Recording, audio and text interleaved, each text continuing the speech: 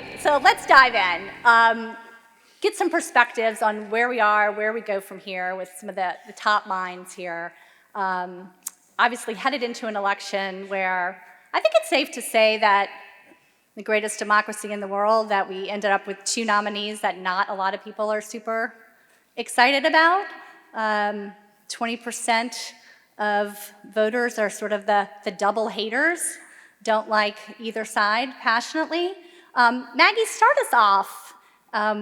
Give us a sense, no pressure here, but start us off in where we are at this stage in the cycle.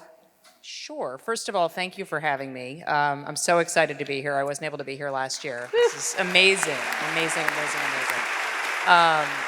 And this is an incredible, incredible crowd. So with that, we are entering the longest general election that I've ever covered, and I've been doing this for 20 years. I realize that doesn't sound that long, but I feel pretty old. As you said, it's 2 nominees who the country is not especially excited about. I think there's a number of people in both parties who don't believe that these are going to be the 2 nominees, which is part of what you're seeing reflected in the polls. I spend most of my time covering Donald Trump and the Republicans, and on that side of the ledger, you have a presumptive Republican nominee who, until yesterday, was about to go on felony trial in Manhattan on March 25th. Weeks, right? Yeah, March 25th, less than 2 weeks. Now that's delayed. We don't know for how long. I expect we will know imminently how long it's delayed. But that's just one of 4 indictments that he's facing. The cases are, I think very hard for voters to keep track of. He has had 3 civil cases that he has faced in the last year and change. He has, by March 25th, to come up with a roughly $450 million bond to deal with the judgment in one of those civil cases. It's still not clear whether he can or where it will come from. But so that is all the backdrop for one of the 2 people who is poised to potentially become the next president. On the other side is an incumbent, and he's a former president. And so you have this situation where there's effectively 2 incumbents running against each other. Right. Which is, it's not entirely novel, but it's certainly novel for the last more than a century. And then you have President Biden, who is the oldest president that the U.S. has had, and this continues to come up, questions about his age. There's a lot of frustration for Biden folks that they feel that he has been a very effective president. They don't think that he's gotten the credit that they believe he should. And, on the other hand, only they can really sell that record. And so we're entering a huge period of uncertainty. We know there will be conventions, but we don't know how many, if any, trials there will be before Election Day. We don't know if there will be any presidential debates. And so we're just looking at a very strange cycle. Donna, let me ask you, if you were running this campaign, as you have for so many, you're like, hard pass. The good news. Hard pass. The good news is I'm no longer in the line of succession to become DNC chair. I've been chair twice. I have 7 presidential campaigns under my belt, 55 congressional, both House and Senate, 19 state and local campaigns. I've worked in 49 states, 1 more state. I love it. I will become Miss USA without the bikini. But, as a native-born Louisiana, a girl who grew up right here, born at Charity Hospital. Donna and I went to Grace King High School Went to together. Grace King. And I'm sure there's some Hoodats here, some LSU people. I saw my English teacher from my freshman year. I was hesitant to ask her if she gave me an A. I give my students A's, why not? But look, some of you don't like deja vu. You don't like to relive the past. You don't want to see yesterday because you're focused on today and you want to get to tomorrow. The fact is that both 2 old political parties have decided to put, in contention the nominee of the last Democratic, primary and the nominee of the Republican. So you have to go back to 1956 to see the type of rematch. Of course, you can go all the way back to the 1890s if you want to see a president who lost come back and then try it again. But he hasn't conceded the last one, so I don't know if he fits that bill. So here's what I would do. First of all, don't moan, don't complain, and all of this bedwetting. I mean, with the cost of Depends, I don't know who in the hell has time to bed wet or walk wet, okay? So stop the bedwetting. It doesn't matter if you live in a battleground or non-battleground state. This is your choice, your vote, and your voice matters. So everyone must participate. Number two, this election is Jonathan and Maggie, you too, my good friend Betsy. Everyone knows it's going to come down to 6 or 7 states in less than 100,000 votes. So don't sweat it. You have relatives in Arizona, call them. Georgia, call them. North Carolina, of course, the Blue Wall, Michigan, Pennsylvania, and Wisconsin. Nevada, call them. It doesn't matter. And if you have young friends or young children or young students like I do, shake the shit out of them. Say, what the hell are you thinking? I mean, what the hell are you thinking? I mean, I told my nephew the other day, I said, if you go in that booth and vote for Donald Trump, when you come out, you're going to get a good ass whipping. Some of us can't afford 4 years of Donald Trump. Some of us want to go beyond that. So you got to get out there, register voters, use all of the social media tools that my ex-boss Al Gore invented when he inspired the internet. And we got to tell our story over and over and over again because it's a great story. A story that started with a president who saw a country in decline because of the number of people who were dying from COVID. A president who saw 18 million people unemployed who wanted to get back in the job market. So whether you approve of his age, look, I want to get to be 81 or 82. Hell, I'll take 90. Because as y'all know, we're going to let the good times roll. So Biden stopped, you know, first of all, I got invited to lunch with him on Sunday, so I'm going to check him out again. You know, it's for Catholics, so y'all know I got to be there. I already got my beads, you know, and I'm going to go show myself up, and I'm going to look at him, and then I'm going to do a 1, 2, 1, 2, and if he can do a 3, 4, 3, 4, I'm getting out that door and telling all y'all that man got pep in his step.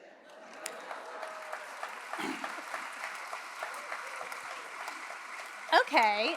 So if there are some leaks from that lunch that some senior Democrats encouraged Joe Biden to withdraw and pass the baton at the summer convention, that did not come from you, right? That was not, okay, good, okay.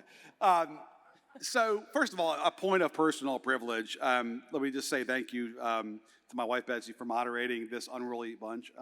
Also, a shout out to Walter and Kathy Isaacson and Mitch and Cheryl Andrew, who overnight have really made this book fest into an incredible event. So, Amen. Amen. Thanks, guys. Thank It's Walter you, right there. Kathy, Cheryl. And it's just become a fantastic event, a real landmark event here in New Orleans. And do buy books before you leave. I think all three of us have books on sale, and so we'd be grateful if you could pick one of those up before you go. I think the short answer for why we're in this rematch is Donald Trump. And what do I mean by that? Well, Donald Trump is the biggest force in American politics in both parties. He effectively controls both parties. It's obvious that he's the leader of the Republican Party. For almost a decade now, he has run the GOP, remade it in his image. It's the most extraordinary story of our time by a mile. But he also controls the Democratic Party. And here's why.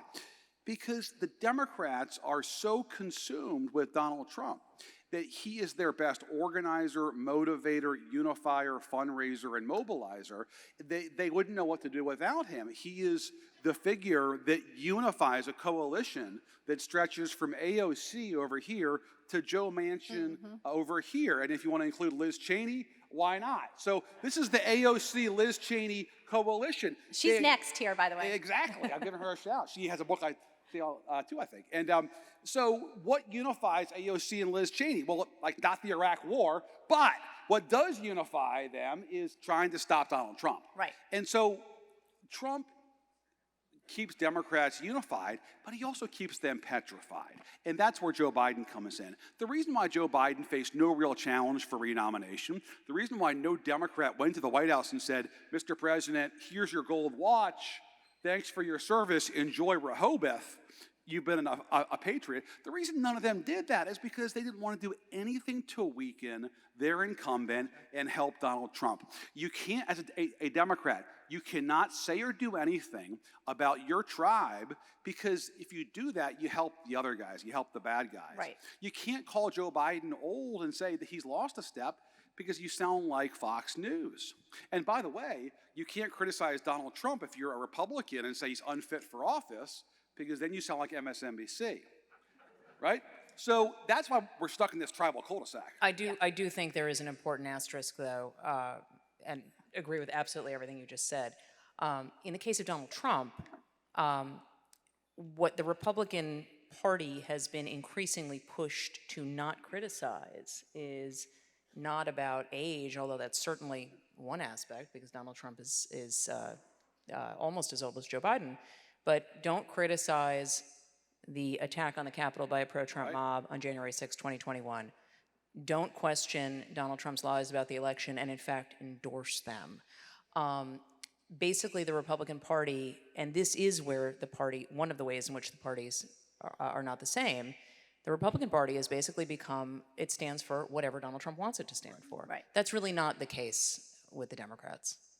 Well, and Trump is trying to remake the Republican Party, taking over the actual apparatus, right? Yes. With his Yeah. daughter-in-law and... Yep, and is taking, and look, I mean, there is an argument that some of his advisors make that he should have done that in 2016 when he became the nominee, and that in some ways, some of the cleaving that you saw between him and the vestiges of the old Republican Party that have obviously gotten much smaller, they were louder and bigger then, was because they didn't fully take over the RNC, because they didn't expect to win, because they didn't understand sort of the apparatus. He has a more sophisticated team around him as an opposition figure right now, and that's part of it. But certainly putting his daughter-in-law there, and she's not the first relative of a president. I think there was a Reagan relative who was at the RNC. Yeah, Maureen Reagan. Yeah. Right, Yeah. but given that Donald Trump has used donations to pay his legal fees, Right. given that the RNC at one point did pay for some of his legal fees when he was out of office in the Manhattan District Attorney case, that has raised all kinds of questions. Well, and you started off talking about those cases. No one knows more about Donald Trump than you. What does these, criminal cases, civil cases, all of this mean for him? It was one thing during the primary in terms of maybe it was a little, he seemed to embrace it in a sense, right? How does that play in a general election? And he's obviously having to spend a lot of time, a lot of money that you alluded to. What is the practical effect of all of that in this campaign? It's a great question, and I bet Donna has smarter thoughts about it than I do, but I mean, I am struck that, look, he used the indictments to great effect in the primary. There's an argument to make that he was never quite as weak as he seemed when he was out of office. Right. I think there was this moment of vulnerability in November of 2022 when so many of his candidates lost and when Republicans did not make the gains they expected. But there's also the reverse side, which is that he was stronger than it seemed when Mitch McConnell did not vote to impeach him, and when Kevin McCarthy, within 2 weeks of January 6th, went down to Mar-a-Lago because he was afraid that Donald Trump was going to attack House incumbents. And we saw that Trump went after one by one the House Republicans who voted to impeach him. And for the most part, he was successful in picking them off. I think there's, if I can jump in, Please. There's two key periods in recent American history that I think are foundational that explain the present, right? One is the period between January 6th and Donald Trump's acquittal in the U.S. Senate 6 weeks later. That's a really ripe opportunity for the Republican Party to cut ties with Donald Trump. Constitutionally, you convict him of impeachment charges, he can't seek office again in the future. That's a missed opportunity because Mitch McConnell was not willing to try to rally the votes to convict Donald Trump in January and February of 2021. The other period that I think is really important that Maggie just alluded to is in both parties, the weeks after last year's midterm elections. I think that November-December period of 2022 is so crucial in both parties. Donald Trump candidates are humiliated. The red wave never comes. Once more, the Republicans pay a price for Donald Trump, and Democrats capitalize on Trump. And Republicans don't move against Trump. In fact, they wait for Ron DeSantis and then keep waiting and keep waiting, and he never gets in the race. Right. At the same time, Democrats outperform expectations. So all of these Democratic governors and senators who were willing to have the gold watch conversation with Joe Biden say, oh my God, so like he just had a really good midterm. I can't go to the White House now and tell the president it's time for him to retire. The other guy should do it. Right. And Joe Biden buys a measure of grace. It was emboldening to him as Of well. course. Totally. Well, can I say something? You know how difficult it is to sit here and watch Donald Trump destroy the very fabric of our democracy? We have more than enough votes. This is a home game here, huh? No, we have more than enough votes to pass emergency legislation to fix the problems at the border. We have more than enough votes to keep the United States government operating. Next week, we need Congress to come back and go ahead and approve the rest of the appropriation bills, which include Defense and State Department. Why? Because Donald Trump doesn't want Joe Biden to get credit for signing a bill into law. That's just utter nonsense. So I understand, I'm a Democrat, and I understand why Republicans want to stay with somebody who has a loud mouth, who consume all of our news. Thank God the guy is not an athlete, because I would really be in bad shape.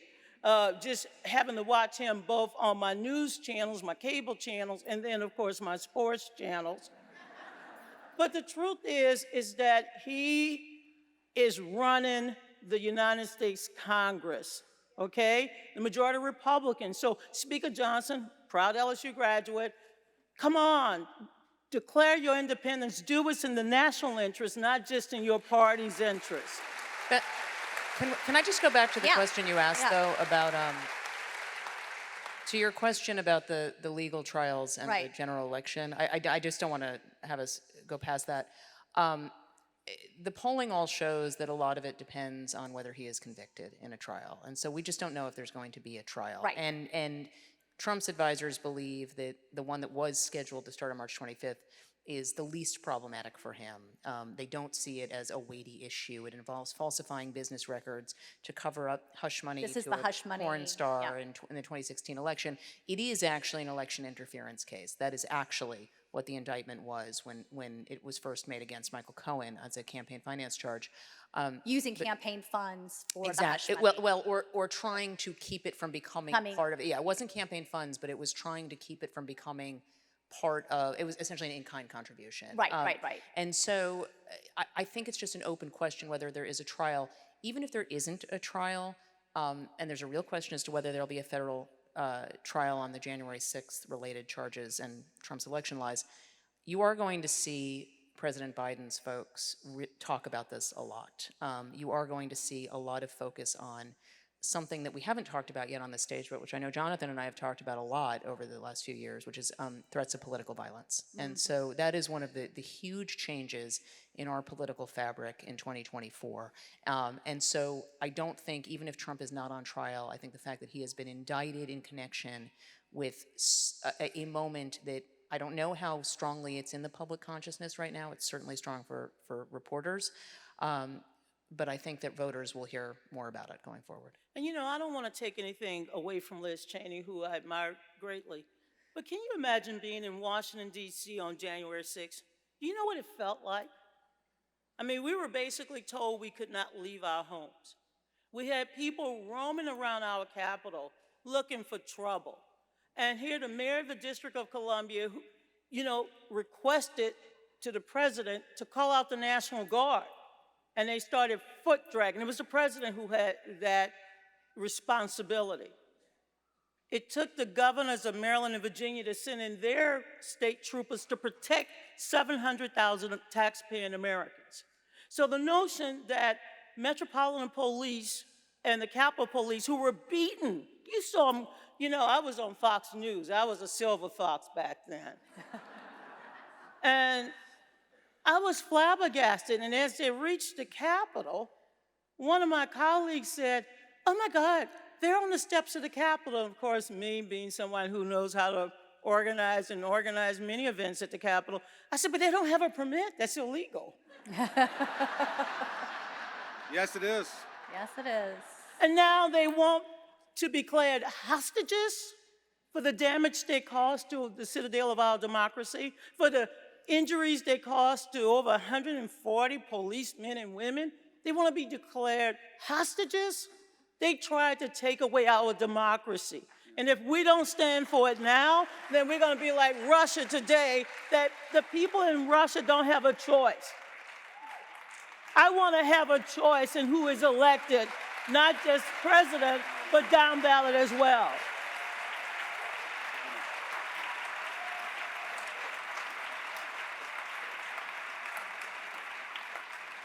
So, We're going to John- pass the hat later if you guys could. yeah. We'll take 5s, 10s, 20s if you're feeling generous. No, just give me a to-go cup when I'm done. Some of that herb Saint gumbo. Thank you, Boo. I love that dinner. Wasn't that good? last Yeah. night. It was So, Jonathan, you were actually in the Capitol on January 6th. I was. And I want to go back to that because you mentioned Mitch McConnell earlier. And you write in your book a story about running into Mitch McConnell and interviewing him right after January 6th. And I think it's timely now, since we have seen Mitch McConnell not running for leadership. Right. Obviously, it's no secret he dislikes Trump, but has essentially endorsed him, as a lot of other Republicans have.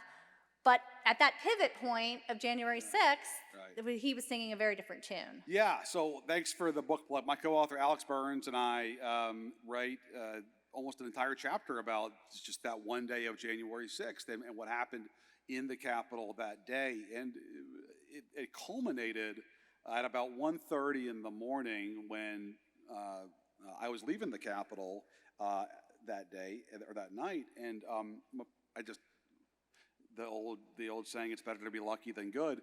I took a guess as to which elevator McConnell would be coming down to leave, in hopes that maybe he was still in the Capitol, hadn't left himself. And sure enough, there was nobody else left in the hallway, and he came out of the elevator about 1:30 in the morning with just his security detail, and talked to him. And I said, "How are you feeling today?" He said, "I feel exhilarated." And I said, "Well, I didn't say it out loud, but in my head I said, how in the hell could you feel exhilarated after what you just saw here?" And I said, "Well, what do you mean by that?" And he said, "That guy put a gun to his head and he pulled the trigger. Trump is finished. Trump is finished." He told me, he said, it was a liberation day for McConnell. Here this guy got me a tax cut and 3 Supreme Court justices, but he was a pain in the ass and he was embarrassing for my party, but it's over now and we can now move on, and I'm still Senate leader and he's leaving the presidency in disgrace. And he said, if they try to come at us in the 2022 midterms, we'll kick their ass every single Senate race. Worked out well. Yeah.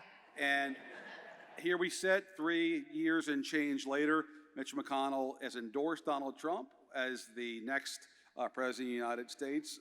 Trump still has a grip on the party, and McConnell's grip on his own Senate caucus obviously has loosened noticeably in the last year. And so I think for McConnell, it was jarring. This is somebody who comes from the Reagan era. I can't believe this has happened to his party, and he's watched this time and time again. But as you mentioned earlier, McConnell had a chance to finish Trump himself, and he didn't try to find the 17 senators that they would have needed on the Republican side to get the conviction in February of 21 to ensure Trump couldn't run for office again. And I think that is going to go down as perhaps one of the biggest regrets of McConnell's career. I want to just add to what you just said. McConnell's rationale was in the speech that he gave on the Senate floor when he condemned Trump, but actually it was after this. I don't remember if it was on the Senate floor or right after the vote, but he excoriated Trump. I mean, he gave basically all of the reasons you would think somebody would be explaining why they were voting to convict, to impeach, while explaining why he wasn't. And basically the answer was the criminal justice system is what should take care of this. And there's this there is this inviting the indictment of the former president. Sure, which and then the DOJ proceeded to take a very, very long time. You know, the investigation in Fulton County also took a long time. It was a surprise to many that Alvin Bragg, the Manhattan District Attorney, actually did indict Trump. And so none of that happened until last year. The Bragg indictment was the first one. It was March 30th, 2023. There were three after that, excuse me. But there has been this sort of pervasive sense that dispatching with Trump is always somebody else's final obligation. Yeah. Right. Yes. And you have seen that play out any number of ways, whether it was his primary challengers this time, who just like in 2016, with the exception of Chris Christie, who had previously backed Trump, which was a complicating factor for Christie, you know, Nikki Haley didn't want to attack him for a very long time. She finally did at the end when he was attacking her. Ron DeSantis let Donald Trump define him for 3 months before he finally got in the race, and even then he didn't want to engage right away. It's pretty clear what Donald Trump's going to do. Right. And so at a certain point, these are choices people are making. Yep. And now it's just put off onto the voters too, as well. It's like, oh, the voters Well, and there's an argument, look, I mean, there is an have argument. selected him as the nominee, There's an argument right? that you hear from Republicans, which is that's where it should be, right? And Exactly. you hear that over and over again. You know, But that's the cover line of some That's right. members That's who right. don't want to Exactly. endorse him. They say the voters have spoken. right, and they don't want to weigh They in don't on wanna the and they stand don't like want to that. weigh in on the indictments. Right. And they don't want to weigh in on things that they don't want to Exactly. talk about. But at the Exactly. end of the day, this, you know, the other piece of this that we haven't talked about is that Trump has this strategy legally of just delay.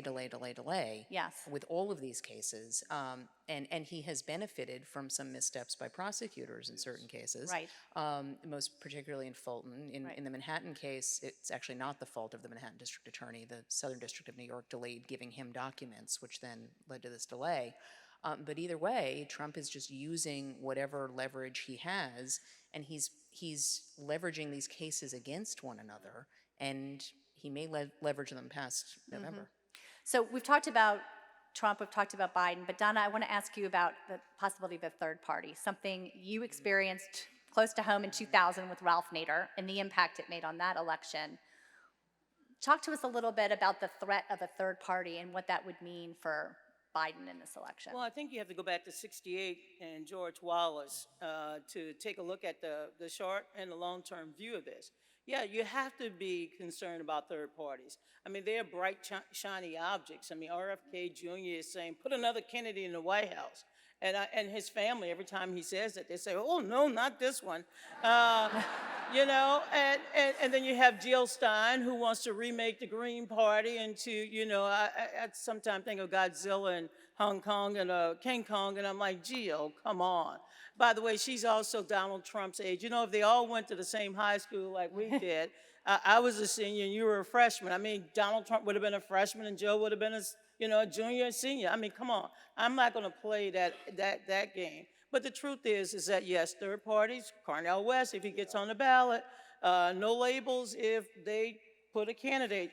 Joe Lieberman, my good friend, sent an email out today. I have to read it because that's one of my topics this Sunday. Look, we have to be concerned about everybody. The most important thing I would focus on is talking to the American people where they are. Mm-hmm. You know, America loves a good story. We're optimists. And yet over the last 20 years, we've experienced this fear of the unknown, fear of the future, the uncertainty, the chaos. And we need to tell our story of how we have come back from the largest financial crisis since the Great Depression, from the largest pandemic where 3,000 people were dying every single day. We don't tell our story, which is why I love coming home, because you know what, when you're home, you hear the stories of how people came back, how they rebuild, and how we continue to rise. Yeah, we still have problems, we're gonna fix them, but we cannot fix the problems of the future if we're so damn divided. You know, I tell my friends, my sister, I'm number 3, my sister number 6, we don't even make the same kind of gumbo. My roux is a little darker. She adds sometimes some things that I don't add in my gumbo, okay? Yet, it's delicious. My gumbo is outstanding. She's a Republican. Man, it's a tough room. Yeah. I am a Democrat. And I guarantee you, before the end of this evening, we're going to break bread and drink beer, and we ain't going to talk about nothing political. Now, I'm not going to tell you how she's going to vote, but I guarantee you, when I see her after the election, I know I'm going to eat her gumbo because she's going to vote for Joe Biden. Third parties are a threat. It's like anything. They will charge it up, they will drive you crazy, but don't ignore them. Right. We not only ignored them in 2000 because the pollsters, I kept telling people, you see, Louisiana girls, we just don't see you. We can smell you. Okay? And I said, Ralph Nader's here. No, he's not. In 2016, the high command of Brooklyn, that was the Clinton campaign, they didn't see Jill the Stein. threat of Jill Stein. And remember, these are states, the states I listed that you can win and lose by 10,000, 11,000 votes. Don't forget Al Gore, 537. Right. No, that's the threat. And they're taking it seriously now. They are. Yeah, no, I mean, I think they've. Very much so. I wrote a column about this last month that the threat was not no labels as much as it was Jill Stein, Cornel West, and Bobby Kennedy. If Jill Stein gets the Green Party line in Michigan, Wisconsin, Pennsylvania, that's a mortal threat to Joe Biden's reelection, because if she gets 15 to 20,000 votes in those states, that's a hell of a lot of votes. Well, and to your point, the margin in this handful of states in 2016 was 80,000.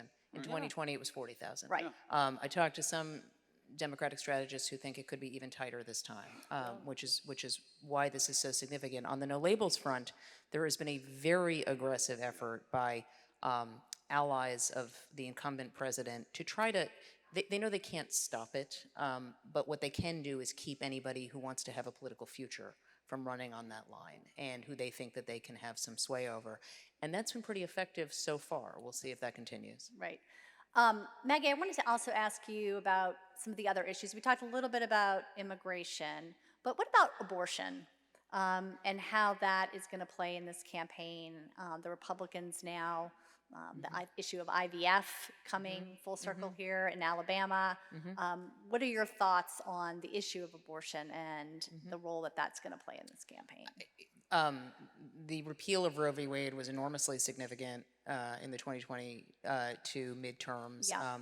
One of the people who realized early on that the Dobbs ruling that undid Roe v. Wade was going to be a problem for Republicans was the man who installed the 3 Supreme Court justices that undid it, Donald Trump, who was telling people privately, this is bad for Republicans, and he turned out to be right. He has a problem, which is that he keeps saying publicly that he's proud that he undid Roe v. Wade, while also privately telling people this is a bad issue for Republicans, and then privately having conversations with people about liking a 16-week federal abortion ban, although he hasn't said publicly what he's going to do or what he'll back. All of that, I think, is going to be animating for Democrats. It's not just, to your point, it's all of these related issues. It is criminalizing women seeking abortions. It is the IVF ruling. It is broader efforts if Trump comes into play by his allies who are planning to try to crack down on legal contraception, on abortion pills, and so forth. And so, I talked to some Republicans who say, we don't think this is going to be as big an issue this time. I've seen no evidence that this is abating as an animating issue. I think abortion, and I think that fears of political violence / talking about January 6th are still going to be pretty animating. I think if Biden wins the reelection this November, I think we'll look back at the abortion rights issue as the most significant issue that helped him turn back Trump once more. There's just no tradition in this country of giving rights and then taking rights back, and especially ones that are so personal. And also, it comes at a time when, like everything else in American life, has sort of been destigmatized. You can gamble online. You can smoke a joint walking down St. Charles Avenue. I would Really? I haven't recently, but I've heard. And then we'll try it today. And then suddenly, you outlaw this right that women have had for a half a century. It's jarring. And I think politically, Republicans have not figured out a way to talk about it.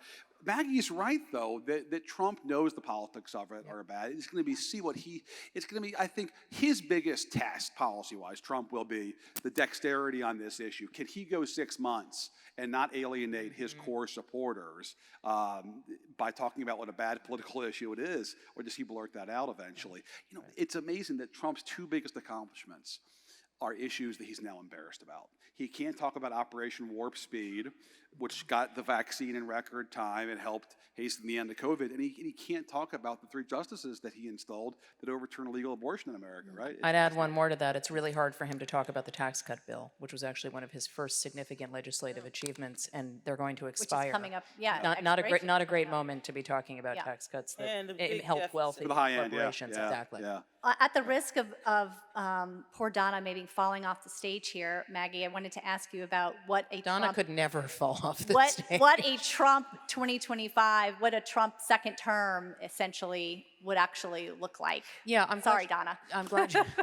I'll be brief. And I'm glad you asked that. My colleagues, Jonathan Swan and Charlie Savage, and I have actually done a lot of work on this on a series we've been calling Trump 2025. And it focuses on the couple of things that we definitely know Trump wants to do. Then there's a bunch of sort of almost a la carte ideas that allies of his have come up with at Center for Renewing America, at the Heritage Foundation, and so forth. But the things we know Trump is focused on is eroding the post-Watergate norm of DOJ independence. He has openly talked about appointing a special prosecutor on day one to, quote-unquote, go after President Biden and his family. We know that he wants to make massive changes to the civil service rules, which have been in place for decades and decades and decades, which ended the spoils system. He essentially wants to make it easier to fire people, to get rid of people who might not do what he wants, and to put in place close allies. On NATO, there had been a question of what he was going to do because he had stopped talking about it, and he's more recently not only revived talking about, forcing people to pay more for defense, but said that, talked about some conversation he claimed to have had. I don't even know if he actually had it or not. It really doesn't matter. That if a NATO nation didn't pay their member fees, that it would be, not only would he not defend them, he would say, let Russia do whatever the hell they wanted. And he's saying this with the backdrop, obviously, of the Russia and Ukraine conflict. And so, and he wants to do, one other, on immigration, they're talking, as he did in 2016, about mass deportations, and more aggressive crackdowns. He's also talking about using the Insurrection Act at the border. It's not a huge break with who he is. What I would argue is that if people want to know what a Trump 2025 and onward presidency would look like, look at what he was planning for the final year of 2020 before COVID changed a lot of it. And what he was planning was Schedule F, this executive order to change the civil service. He was planning on putting people in the White House who were not going to stymie his agenda, as he believed had happened. He was trying to dig in deeper to the roots of the investigation into his campaign and Russia. And he was talking openly about payback after he had been impeached the first time. So payback is a recurring theme in Donald Trump's life. I don't think 2025 and onward would be an exception. And what does the VP pick look like for Trump? Well, is Mike Pence an option? Yes. That's a great question. I think that if Donald Trump was left to his own devices, he wouldn't have a VP. I'm not sure that he thinks that they're necessary. I don't think we're going to have clarity on that until June. And I think the guessing game around what he's going to do can make your head spin. Yeah. Well, can I say one last thing? Yeah. Because I see we've been told to about go to get home the and get hook. out to Yeah. go. We're getting the hook here Yeah, at the Apollo. Yeah, we're getting March is Women's History Month.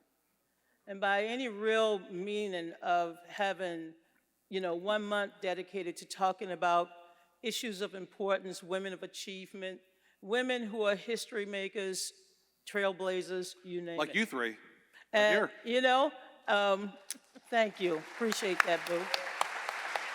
Thanks, Jonathan. But I want to encourage the women in this room, and of course the men who love us, to use your power, stand in your power.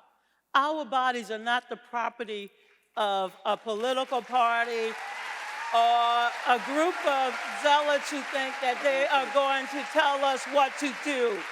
stand in your power, use it, and go out and vote. Thank you so much. Thank you, everybody.